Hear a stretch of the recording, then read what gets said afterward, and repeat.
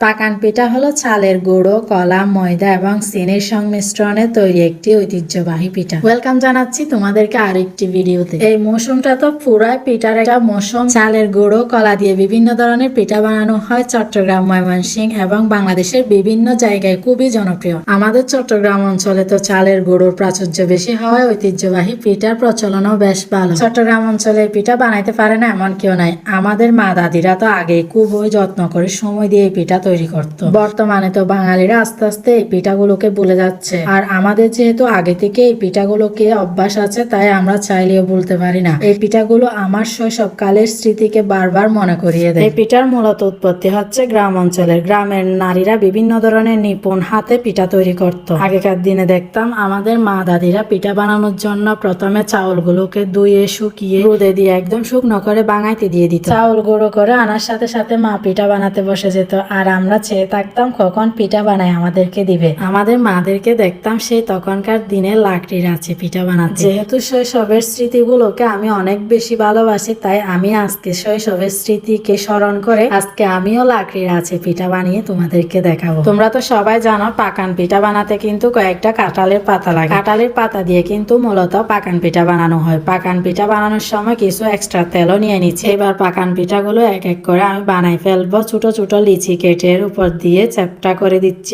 হাতের আঙ্গুলের সাহায্যে। কয়েকটা পিঠা একসাথে বানাই ফেলবো যাতে একসাথে দিয়ে দিতে পারি মতো। একটা বানাই একটা দিতে দিতে এগুলো অনেক দেরি হয়ে যাবে। এই তো আমার পিঠা কিন্তু এখন ফুলে উঠলো। এরকম ফুলকো হয়েছে তোমরা দেখতেই পাচ্ছ। আমি উল্টাই দিছি, উল্টাই দেওয়ার পরে আবারও পিঠা দিয়ে দিচ্ছি। আমি আজকে যখন পিঠাগুলো বানাচ্ছিলাম তখন প্রচুর বৃষ্টি হচ্ছিল, তো আমার থেকে তখন সেই শৈশবের স্মৃতিগুলো বারবার মনে পড়তেছিল। সেই তখনকার দিনে আমার মায়ের এই মৌসুমী পিঠাগুলো বানাতো। ঘরের টিনের চালের যে বৃষ্টির ঝুমঝুম আওয়াজ, রান্নাঘরে চুলার পাশে একদম গরম গরম ধোয়া ওঠা পিঠাগুলো যখন খেতাম, উফ কি শান্তি! তোমাদেরকে বলে বোঝানো আমার সম্ভব না। তোমরা হয়তো ভিডিও দেখে বুঝতেছো। এই সময়টাও ঠিক সেম। আমি পিঠাগুলো যখন বানাচ্ছিলাম আমার আব্বুরা বসেছিল, আমার ভাই, আমার মা। ওইদিকে আবার ঝুমঝুম বৃষ্টিও পড়তেছে। যেহেতু আমাদের রান্নাঘর এখনো টিনের, আমি সেই ফিলটা পাচ্ছিলাম। মানে তোমাদেরকে কি বলবো। আজকের ভিডিওটা ভালো লাগলো অবশ্যই লাইক, কমেন্ট, শেয়ার করো। Thanks for watching my video.